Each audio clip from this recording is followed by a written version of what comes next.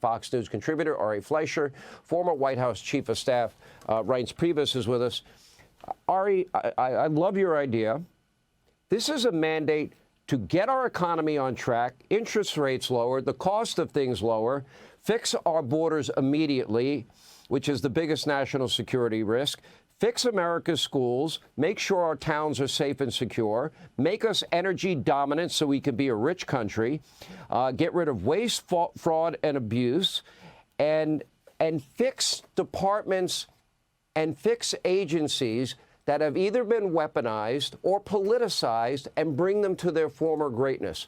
That, to me, is the mandate, and that goes to the core of D.C.'s problem. It's bureaucracy. Yeah, it's a mandate also to let us just live our lives normally, to live our lives with common sense, to live our lives in a way that allows us to be prosperous and to have cheap gasoline and to have all the options that the American people used to have without crime and without all the burdens that we've had over the last 4 years, including inflation and everything going on with the southern border and drugs. It's just a mandate to be normal again, Sean. That's really what Donald Trump's fighting for.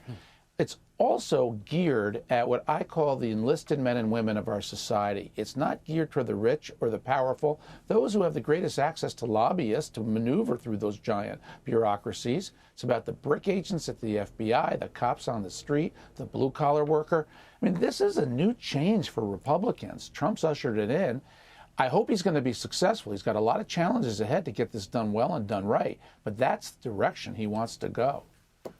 And to what degree, Reince, does he have to worry about Rhino Republicans that maybe want to get in the way? Maybe they like the bureaucracy also. You know, in many ways, I think you can argue at times we have a one-party system where they tend to agree with each other and they like the system as it is and they don't want to change it.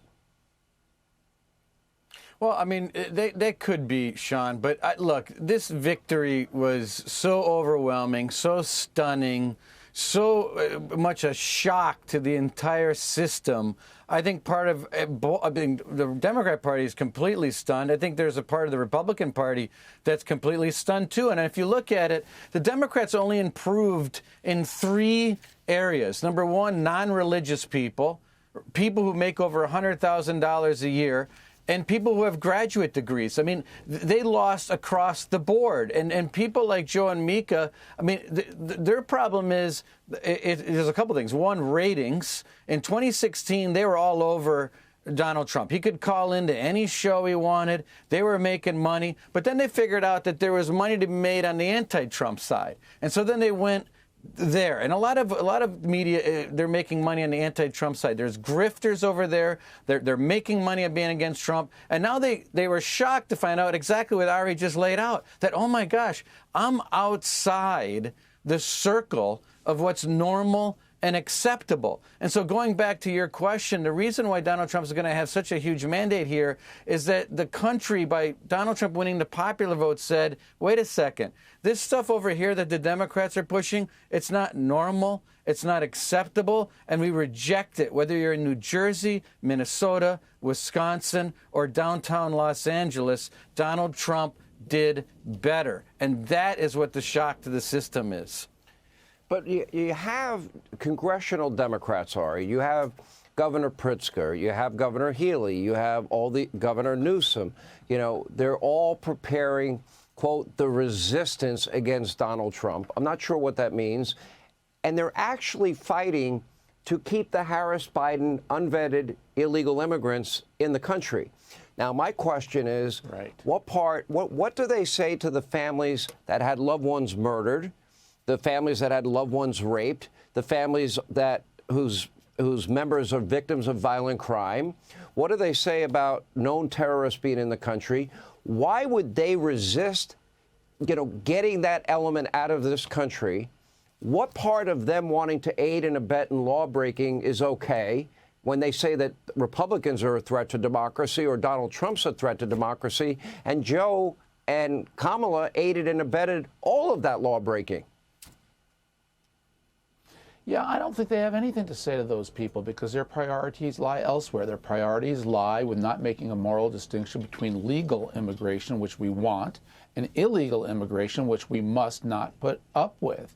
But, you know, Sean, I'm kind of tempted to go along with these Democrats. I like what they're doing, because the result will be that the tax-paying public, people who are successful, will leave those states, as they already have, and move to red states. And then people who are here illegally are all going to swarm those states. And so they're going to go into a spiral of their own making because of the policies they espouse. The only thing that might stop them is if Republicans continue to do so well with the Hispanic vote, they may actually be the first ones to want the wall built, because now they realize these aren't future voters. Well, for example, we've been following the recount in Pennsylvania, and in spite of a Supreme Court of Pennsylvania ruling in September, they still want to violate the law and violate a Supreme Court decision. Now, the Supreme Court had to weigh in again. No, we really meant what we said in September, and you're not allowed to count votes if it doesn't meet the legal requirements of the Commonwealth of Pennsylvania. At least that got stopped, but the fact that they wanted to violate it is mind-blowing to me.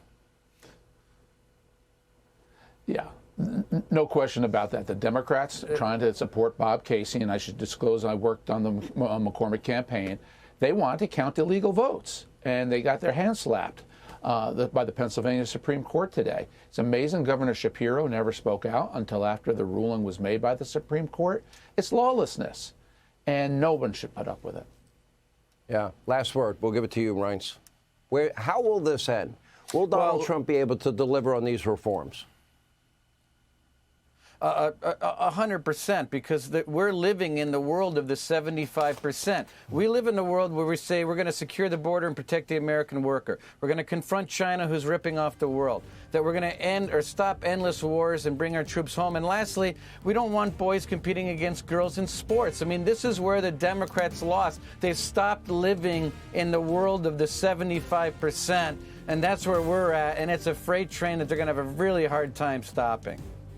And I think it's time for waste, fraud, abuse, overspending, endless bureaucracy to finally come to an end. And even establishment Republicans should join with Trump Republicans and support that, because they've been saying it for decades. Now they have a shot at getting it done. They should join forces. All right, thank you both. Hey, Sean Hannity here. Hey, click here to subscribe to Fox News YouTube page and catch our hottest interviews and most compelling analysis. You will not get it anywhere else.